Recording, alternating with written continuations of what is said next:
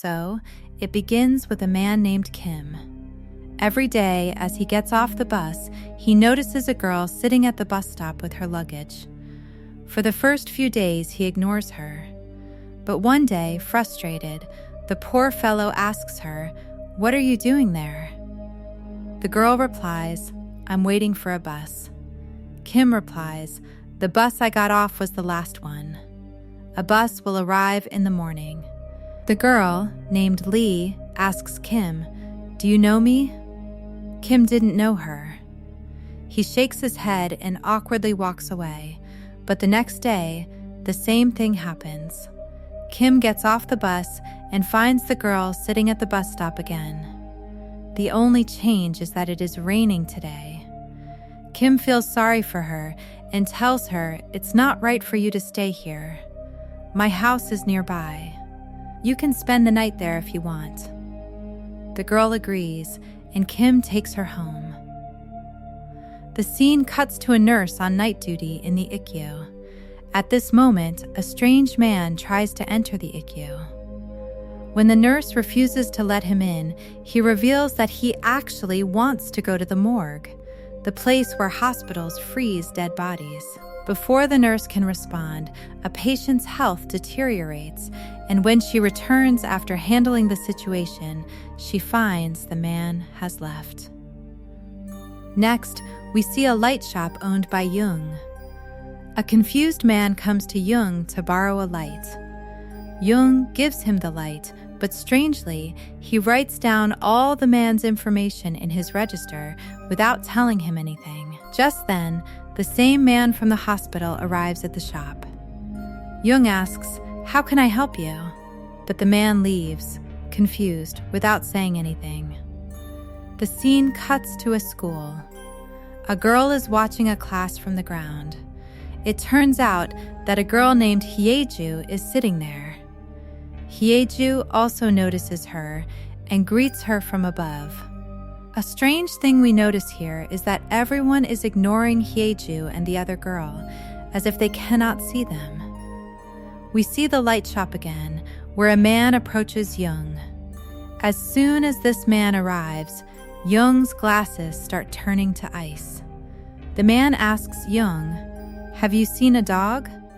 "Actually, a dog bothers me a lot and barks in front of my house." Jung denies it, saying that he hasn't seen a dog yet, and he takes off his glasses. As soon as he does, the man leaves. Then we are shown Hyeju's school. All of Hyeju's friends are talking about how many girls in school have seen spirits. Hyeju also tries to talk to the girls, but they are strangely ignoring her. They do not respond to anything she says, not even looking at her when she calls out. Just then, a new woman enters the light shop, whose name is Hyewan. She silently observes the shop, and then, as she is about to touch a light, Jung awkwardly warns her, saying, "You shouldn't do that." Jung's tone is as if she is about to kill someone if she touches that light. Hyeju leaves, and we see Hyeju on the same road. It is raining on the way home from school. She starts to feel scared, so she goes inside the light shop. We learn that Jung knows Hyeju well and is happy to see her. Jung gives Hyeju some candy, and they start talking. Hyeju explains that she is very scared because she heard there are many ghosts nearby. Jung replies, "That's nothing to be so scared about." Jung then asks her a strange question, "Do you live with your mother?" When Hyeju answers, Jung tells her, yes. He says she has a surprising gift from God. You can see spirits, souls, and ghosts. Excited, Hyeju asks, "If I ever see a soul or spirit, how will I recognize them?" Jung says, "You have to look closely at those people. There must be something abnormal about them." Hyeju falls asleep, and we are shown Jung's reflection in a mirror below. He looks very old. This means Jung himself is a ghost. Scene cut. We see Kim again. After returning home, Kim notices that Lee's fingernails are facing the wrong direction, which frightens him. We then see Lee attack him. What Lee did to him is not shown, but Lee is leaving Kim's house with her suitcase. blood dripping from it. Hyeju, who is heading home, sees Lee and says hi. Lee, surprised, looks back at her. Lee is perplexed as to how Hyeju could see her, since Lee is a ghost. At this time, we see another boy named Yuji on the road.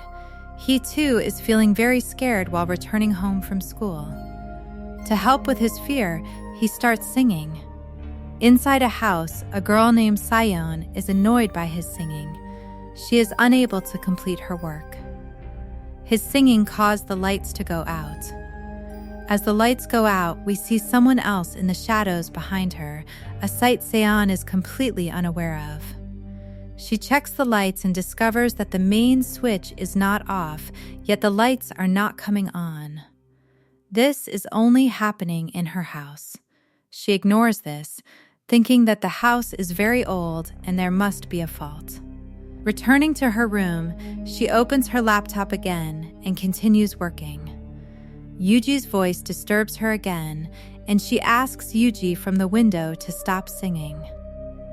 Yuji looks towards the window and sees someone standing behind Sayeon, causing him to flee in fear. We then cut to a nurse in the hospital. While the nurse is in the washroom, someone appears from the vent and begins watching her. The nurse is frightened but doesn't scream. Instead, she closes her eyes and ears and completely ignores the entity, after which it disappears. The scene cuts to the next night, showing Hyeju, who is walking home after school, when she sees Hyewon on the way. It is raining. Hyewon shares her umbrella with Hyeju. They walk while talking, when suddenly, Hyewon begins to grow taller, becoming extremely tall.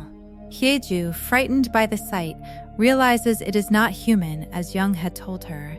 Young had also told her that if anyone like this comes her way, she should ignore them and walk away. At first, Hyeju accepts this and starts walking straight ahead, but as she looks back, she realizes that Hyewon is still following her, limping. Young also finds out about this, so he rushes out of his light shop. He tells Hyeju to go to his house, and there, in front of Hyewon, he takes off his glasses. Hyewon is frightened by his eyes and leaves. The next day, while Yuji is returning home from school, he sees Lee. He notices Lee's suitcase, but fails to notice that blood is still oozing from it. Mistaking Lee for a living girl, he starts sharing his umbrella with her. As they pass by Sayeon's house, Yuji tells her that he feels scared passing this house because he once saw an entity behind the owner. At the same time, we see Sayeon also see a shadow behind her inside the house, and she realizes that another entity is living in her house. Outside, we see Yuji and Lee again. While talking, Yuji looks at Lee's hands and notices that her nails are facing the wrong way. Seeing this, he realizes that Lee isn't human, and he is overcome with fear. He falls down, his legs twisting. He begins to tremble violently, and Lee asks him, "Are you okay?" Yuji doesn't answer and limps away. Lee then enters the light shop. Young asks Lee, "What do you need? How can I help you?" Lee stares intently at a bulb and tells Young, "I know what I need." She turns to leave, and the detectives arrive. They have come looking for a man and are asking Young about him. Outside, they notice blood spilled where Lee walked. They don't notice Lee's suitcase, but they stop and ask her, "Are you hurt?" Lee nods and starts walking away. Lee's condition is bad. It is raining. So the detective gives her his raincoat to protect her. The scene then shifts to a hospital. In the morgue, a nurse is frightened by a corpse and tells the doctor that it was talking. The doctor is not surprised. He gets up and tells the nurse to apologize to the body. They both apologize. After that, the nurse leaves, and the doctor begins to prepare the body alone. We are shown the doctor talking to the body. The body is confused about what is happening, so the doctor tells her that she is dead. In this hospital, the nurse has not yet gone home. While she is in the elevator, she sees a bus driver. Seeing her, the bus driver begins to cry. As he cries, water starts gushing from his eyes, filling the elevator. The nurse is terrified, and they are about to drown. Suddenly, the elevator door opens, and the nurse sees that neither the water nor the man is there. The scene cuts to the light shop, where the detective has arrived again, searching for a criminal. Young begins to question the detective about the man they are looking for. As the detective describes the man, we notice that the detective's eyes are constantly changing. The next morning, we see a scene at the hospital. The nurse returns to her duty, and as she is moving a patient near the elevator, the patient explains, "I see many people in the hospital who are invisible to others." The nurse doesn't speak, but then says, "I can see those people too." This happens when we come back to life after going to the brink of death. She explains, "I too had a similar accident and came back from the brink of death. Since then, I can see those people. If you see someone like that now, please ignore them." The nurse then brings him to an EQ room where we see several patients in comas. Surprisingly, all these patients are the same characters we have been seeing this season. This means that the big twist here is that the people we are seeing aren't alive. In reality, we were seeing their souls wandering the world. Because they were neither dead nor alive, they were in comas. That's why their souls were wandering. Now we see Hyeju. Hyeju used to buy a bulb for her mother from the light shop every time. But the strange thing was that whenever she returned home and tried to replace it, it would immediately break. Thus, a large number of bulbs accumulated in their dustbin. Hyeju's mother was sad, so Hyeju embraced her. Hyeju felt a strange feeling. Suddenly, the fragrance of flowers began to emanate from her. The scene cuts to the real world. We see a doctor telling a body that she is dead. The doctor was talking to Hyeju's mother, and he was preparing Hyeju's mother's corpse. He was placing flowers around her corpse. This is why the fragrance was emanating from Hyeju's mother.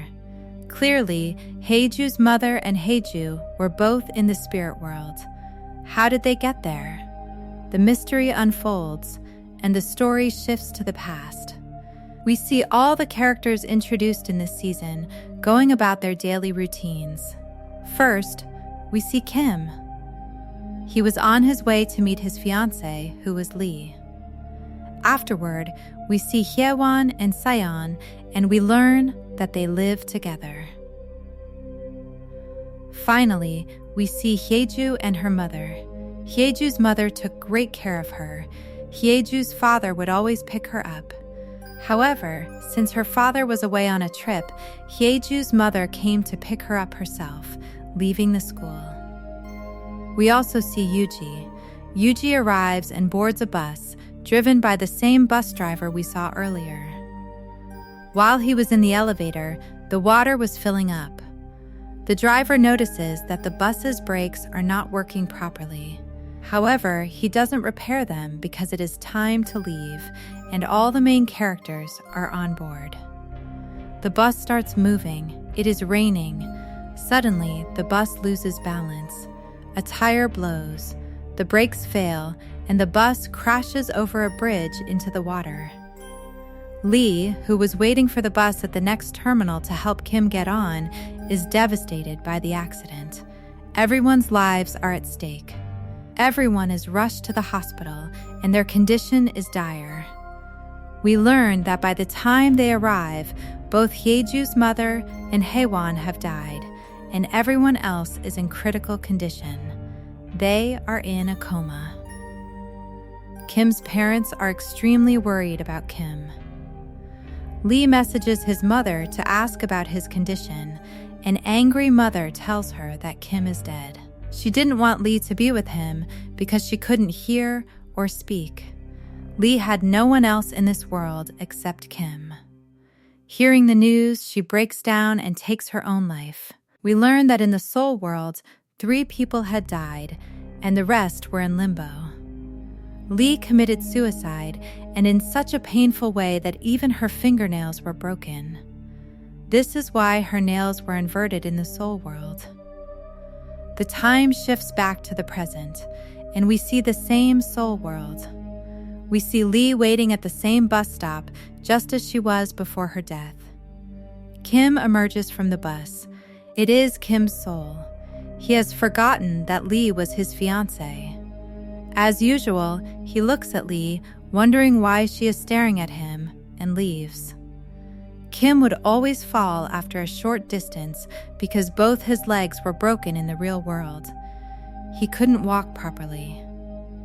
In this soul world, Kim would repeatedly get off the bus, fall, and Lee would catch him. This played out in a loop. Lee would carry him home and stitch his legs back up every day so that he could walk in this world and recover quickly in the real world. While we considered Lee a killer throughout the show, she was actually Kim's guardian. The scene cuts to Sion, now in her dark house. The lights haven't come on. She begins to go crazy, and as she falls, she remembers everything about her accident. She remembers that her friend Hyewon grabbed her from behind to save her. She breaks down in tears, and Hyewon comforts her. The detective turns on his lighter to check his identity, and as the light catches his reflection, he realizes that half his head is missing. Terrified, he runs into the light shop and asks Young why such strange things are happening to him. He also asks, why is there never a morning in this world?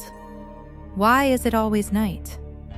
Young doesn't respond, but instead removes his glasses, and we see his dark eyes. Seeing these eyes, the detective realizes that Young is not human, and he also realizes that he too is no longer human. The detective remembers his accident, but now he asks Young about his story, asking how he came to be here. Jung explains that years ago, during an earthquake, our building collapsed. My daughter and I were trapped. I tried desperately to rescue my daughter, but when I couldn't, I came to this shop for help. At that time, the owner was a girl who told me that I had died and become a spirit. She also told me that my daughter had been rescued and was alive.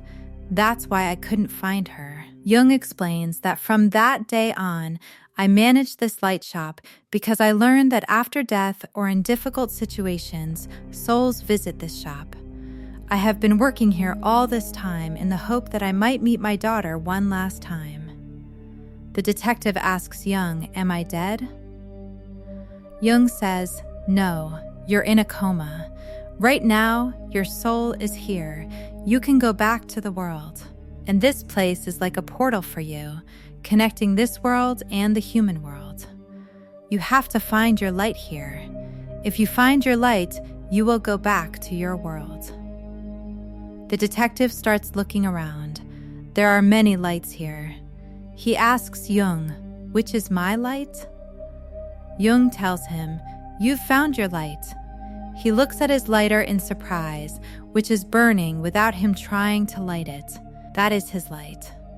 Here in this soul world, we see the bus driver. The bus driver wants to take all his passengers to the light shop so that those in coma can return to life and he can rectify his mistake. He approaches Yuji, still wet, to take him to the light shop so that Yuji can find his light and return to his world. He explains everything to Yuji, saying, "Right now, in this world, you are not real. Your soul is here." He apologizes for his actions, and then the driver takes him inside the light shop. Upon entering, Yuji finds his light immediately. He discovers his light because all other lights appear dim to him, while his own light appears bright. As soon as Yuji touches the light, it brightens even more, and Jung comes to him and says, "I hope we don't meet here again." He sends Yuji back to his world, saying goodbye. The scene cuts to Kim and Lee again, before the loop starts again. This time, Lee quickly gets on the bus and explains everything to Kim, saying, You are in a soul world. I am dead, but you are still alive in your world, and because you are in a coma, your soul is here. You have to go back. Kim understands, but he doesn't know who Lee is or why she is telling him this. Due to the accident, he has forgotten Lee. Then, we see the bus driver pick up Seon. He meets Seon's friend there, to whom he apologizes for her death. Seon's friend forgives him. He requests Seon's friend to please send her to the light shop. There is still hope for her survival. She is not dead yet. If she goes to the light shop, she will be alive in the real world. Hearing this, Seon's friend promises that she will send her to the light shop. We are shown a scene from the light shop. At this point, Hyeju's mother, who had died, enters the shop. She has come to get a light for her daughter Hyeju to wake her from the coma. But Jung tells her that her daughter must come herself to get the light. Seeing Jung, Hyeju's mother breaks down in tears. As a major twist is revealed, Hyeju's mother is Jung's daughter, who was separated from Jung in the accident. She makes this clear through gestures, and Jung is overjoyed to meet his daughter. Finally, his years of hard work had paid off. His long wait is over. He embraces his daughter. The scene cuts to the bus driver, who had come to meet Hyeju. He explains the details of their accident. She is in a coma and needs to go to the light shop to return to her world. Learning this shocks Hyeju. All the strange things that were happening were disturbing her. The reason was that no one could see her soul. Today, she understands why all her friends ignored her and why only one girl at school could see her. She becomes distraught and goes home, where she finds her mother holding her light. Hyeju realizes that her mother is dead in the real world. This devastates her. She refuses to return to her world with the light. Hyeju clenches her hands. She refuses to take the light, but her mother embraces her, explains everything, and puts the light in her hand. Meanwhile, Seon's friend sent Seon to the light shop after making a promise. Upon reaching the shop, Seon discovers her light is weak, meaning her chances are slim. Even if she survives, she will be very sick and unhappy because her friend is here in this world. Therefore, she refuses to return to her world and returns home, telling her friend that she will never leave. We are then shown that Lee also dragged Kim to the light shop. Kim still doesn't recognize Lee, but he listens to her and goes inside where he finds his light. As soon as he touches it, a bright light flashes, and Kim finally goes back to his world, leaving Lee in tears, knowing she'd never see him again. The scene cuts to the real world, where Yuji has finally regained consciousness and returned to normal. The same nurse we saw at the beginning comes to meet him. Hyeju has also emerged from her coma.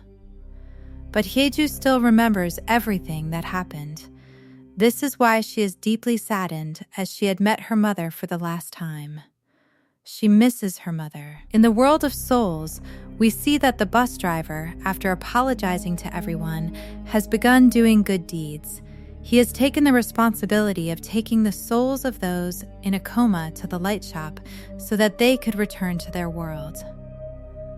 In this same world, Jung and Hyeju's mother now live in the light shop, and the father and daughter are overjoyed to be reunited. Finally, in the real world, we see Kim, who has returned from a coma but doesn't remember Lee. He hears from his mother that Lee was his friend, but he has no recollection of her. He does remember that Lee helped him return from the soul world. Detective Song has also returned to the real world, but with his rebirth, he can see all the souls, and this causes him considerable disturbance. Here, the detective encounters a strange man who warns him not to worry, saying, "I understand you are disturbed by seeing spirits. I used to be similarly disturbed because I can see them too. But gradually, everything will return to normal. And so, the season ends, showing just these two.